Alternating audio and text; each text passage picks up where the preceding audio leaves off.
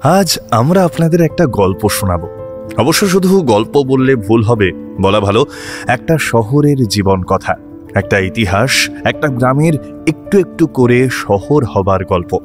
তার অতীত কলেবর, অবস্থান, প্রকৃতি, জনবসতি, মানুষজন, সমস্তটার খুঁটিনাটি জানব। শহরটা কিন্তু আমার আপনার সবারই খুবই পরিচিত। কি একটুখানি গেস করবেন নাকি আমাদের গল্পের পথ ধরেই একটু একটু করে চিনে নেবেন তাকে? তবে ধৈর্য ধরে সঙ্গে থাকুন। আমরা মোট 3টি পর্বে আপনাদের জন্য আনতে চলেছি কয়েক শতাব্দী পুরনো শ্রীরামপুরের গল্প। আজ থাকলো প্রথম পর্ব। আপনারা শুনছেন ক্লক টাওয়ার, পৃথিবীর বিভিন্ন দেশের বিভিন্ন সময়ের বিভিন্ন মানুষের গল্প নিয়ে আসি আমরা প্রত্যেক সপ্তাহের শুক্রবার। এমন সব গল্প যা শুনতে গল্প হলেও আসলে সত্যি। এরকমই সত্যি গল্প শুনতে আমাদের চ্যানেলটি সাবস্ক্রাইব করুন আর শুনতে থাকুন। এসে গিয়েছে আমাদের নতুন গল্পের চ্যানেল কাহিনী স্কোপও, লিংক থাকলো ডেসক্রিপশনে। প্রত্যেক সপ্তাহে নতুন নতুন গল্প শুনতে সাবস্ক্রাইব করুন। তাহলে শুরু করি আজকের পর্ব। গল্পের শুরুর দিকে ছিল 3 গাঁ আর তাদের মাঝে এক নদী। তাকে কেউ ডাকতো ভাগীরথী, কেউ বা হুগলি। গ্রামগুলোর নাম ছিল শ্রীপুর, মোহনপুর আর গোপীনাথপুর। মোগল ভূমি রাজস্ব ব্যবস্থার জমিদারি শেওড়াফুলির অন্তর্গত থাকায় জমিদার রাজা রামচন্দ্র রায় 1753 সালে শ্রীপুরের লাগোয়া আকনা গ্রামে একটি রাম সীতার মন্দির তৈরি করে ওই গ্রাম 3টিকে দেবোত্তর ঘোষণা করলেন। ঠিক তার পরের বছর গ্রাম 3টে মিলে একত্রে তৈরি হলো নতুন এক গ্রাম, নাম যার শ্রীরামপুর। বছর 2 বাদে নবাব আলীবর্দী খাঁর কাছ থেকে বাণিজ্য কুঠি করার ফরমান নিয়ে ডেনিস এশিয়াটিক কোম্পানির একটা দল এসে পৌঁছল শ্রীরামপুরে। হুগলি নদীর পশ্চিমে ততদিনে আরও 4টে ইউরোপীয় বণিক গোষ্ঠী ঘাঁটি গেড়ে ফেলেছে। 16 থেকে 18 শতকে গাঙ্গেয় বদ্বীপ হুগলি থেকে কলকাতার মধ্যে অনেকগুলি ইউরোপীয় ঘাঁটি তৈরি হয়। এলাকার ঘন জনবসতির অন্যতম কারণ ছিল ওই ইউরোপীয় বাণিজ্য কুঠি আর তাদের উপনিবেশ। মোহনার কাছে থাকায় হুগলির নাব্যতার জন্য এর আগেও হুগলি বন্দরের উত্তরে সপ্তগ্রাম অল্পদিনেই নাম করা নদী বন্দর হয়ে উঠেছিল। তবে জাহাঙ্গীরের আমলেই তার গুরুত্ব ক্রমশ কমতে থাকে। এরপর শাহজাহান সিংহাসনে বসলেন। ততদিনে হুগলি নামজাদা বন্দর। পর্তুগিজদের অত্যাচারে অতিষ্ঠ হয়ে সেনাপতি কাশিম খাঁকে পাঠিয়ে এদের কিছুদিনের জন্য উৎখাত করেন তিনি। মোগল রাজত্বের প্রথম দিকে এই 7 গাঁওয়ের জন্যই তার দক্ষিণের জনপদগুলোর গুরুত্ব পাল্লা দিয়ে বেড়েছিল।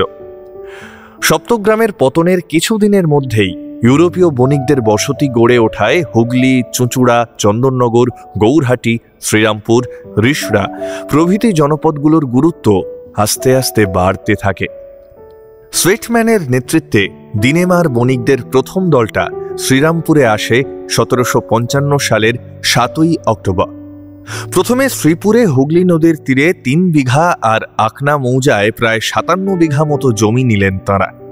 ডেনমার্কের রাজা পঞ্চম ফ্রেডারিখের নামে প্রায় 60 বিঘা জমির নাম দেওয়া হল ফ্রেডারিক নগর। এরপর 1759 সালের 27 জানুয়ারি শেওড়াফুলির জমিদারের কাছ থেকে বার্ষিক 1601 সিক্কা টাকার বিনিময়ে শ্রীরামপুর আকনা গ্রামের বাকি অংশ আর পিয়ারাপুর মৌজা বন্দোবস্ত নিল দিনেমার কোম্পানি। অর্থাৎ শ্রীপুর, মোহনপুর, গোপীনাথপুর, আকনা আর পিয়ারাপুর মৌজার অধিকার পেয়ে কোম্পানি বানালো শ্রীরামপুর এস্টেট। এখানে একটা জিনিস কিন্তু বেশ তলিয়ে দেখার আছে। ভেবে দেখুন, আগের 60 বিঘা জমির 3 বিঘে ছিল শ্রীরামপুরে নদীর পাড়ে। তাহলে বাকি 57 বিঘা শ্রীরামপুরের বদলে আকনায় নেওয়ার কারণ কি? FB ব্র্যাডলে বার্ট লিখছেন, আকনার জমির আয়তন অনেকটা বড়, ফাঁকা, খোলামেলা, সেখানে ফ্যাক্টরি করা যায়। কিন্তু শ্রীরামপুরে ওই পরিমাণ জমি নিতে গেলে সঙ্গে বসত বাড়িও নিতে হতো, তাতে খরচ বাড়ত। অর্থাৎ দিনেমাররা আসার আগেই ওখানে ভালো জনবসতি ছিল। এখন এই নতুন শ্রীরামপুর কেমন করে এত ঘন জনবসতিপূর্ণ আর গুরুত্বপূর্ণ এস্টেট হয়ে উঠল তা বুঝতে গেলে আমাদের দিনেমার ঘাঁটি গাড়ার আগের শ্রীরামপুরের জনজীবনের দিকে একটাবার ফিরে চাইতে হবে। গল্পের একেবারে গোড়ার দিকে যে 3টে গ্রামের নাম করেছিলাম সেগুলো ছাড়াও আরও 4টে জনপদের কথা না বললে শ্রীরামপুরের ভৌগোলিক কিংবা সাংস্কৃতিক পরিধি ঠিকমতো চেনানো যাবে না। চাতরা, মাহেশ, আকনা আর বল্লভপুর। শ্রীরামপুরের সঙ্গে এরা যতটা একাত্ম, অন্যদিকে নিজেদের ঐতিহ্যে ঠিক ততটাই আলাদা। 18-19 শতকের সন্ধিক্ষণে চাতরা আর আকনার একাংশে জনজীবনের যে ব্যাপ্তি হয় তার কারণ ছিল দিনেমার বাণিজ্য আর প্রশাসন। এটা তো গেল সম্পৃক্তির দিক। এখানে যে জনপদগুলি ছিল তার ইতিহাস আর ঐতিহ্য কিন্তু শ্রীরামপুরের তুলনায় অনেক পুরনো। চাতরার অতীত নিয়ে একটা ছোট বই লিখেছিলেন নীতিশ রঞ্জন দাস। তার আগে পাঁচুগোপাল মুখোপাধ্যায়ের শ্রীরামপুরের আশেপাশে গৌরাঙ্গ যুগের ইতিকথা, শ্রদ্ধানন্দ দেবশর্মার মাহেশ মঙ্গল বা মাহেশ পরিচয় প্রকাশিত হয়েছিল 1947 সালে।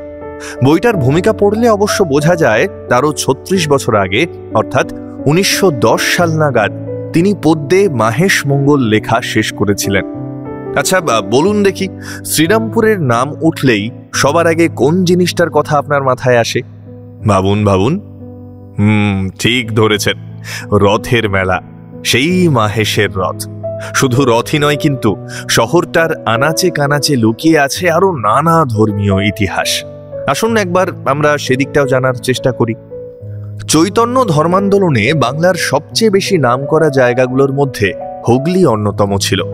শ্রী চৈতন্যদেব আর তার অনুগামীদের জন্যই এখানকার ইতিহাস জানা যায়।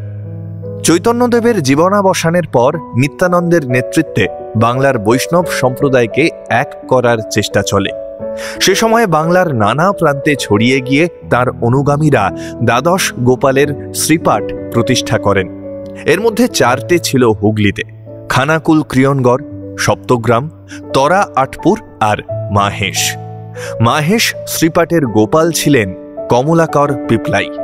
এরপর যে দ্বাদশ উপগোপালের শ্রীপাঠ হয় তার অন্যতম ছিল চাতরা। চৈতন্য পরিকর কাশীশ্বর পণ্ডিত সেখানে উপগোপালের মর্যাদা পান। কৃষ্ণদাস কবিরাজের শ্রী চৈতন্য চরিতামৃতের মধ্যলীলায় কাশীশ্বরের নাম রয়েছে। বল্লভপুরের রাধা বল্লভ মন্দির প্রতিষ্ঠা করেন কাশীশ্বরের ভাগ্নে বুদ্ররাম পণ্ডিত। রাধা বল্লভের মূর্তি প্রতিষ্ঠার পরে আকনা আর মাহেশের অংশবিশেষ নিয়ে বল্লভপুর তৈরি হয়। এভাবেই আকনা গ্রামের আখড়াবাটি, মাহেশের জগন্নাথ মন্দির আর রথ, চাতরা গ্রামের গৌরাঙ্গ মন্দির আর দৌল উৎসব, বল্লভপুরের রাধা বল্লভ মন্দির ধর্ম সাংস্কৃতিক কেন্দ্র হয়ে ওঠে। ধর্মস্থানগুলোর নাম যত ছড়ায় সেগুলো কেন্দ্র করে বাড়ে নানা পেশার মানুষের সংখ্যা। জলপথে পরিবহন ছিল সেকালের প্রধান যোগাযোগের মাধ্যম। ফলে ভাগীরথী তীরবর্তী এই জনপদগুলোর জনবসতি দ্রুত বাড়তে লাগে।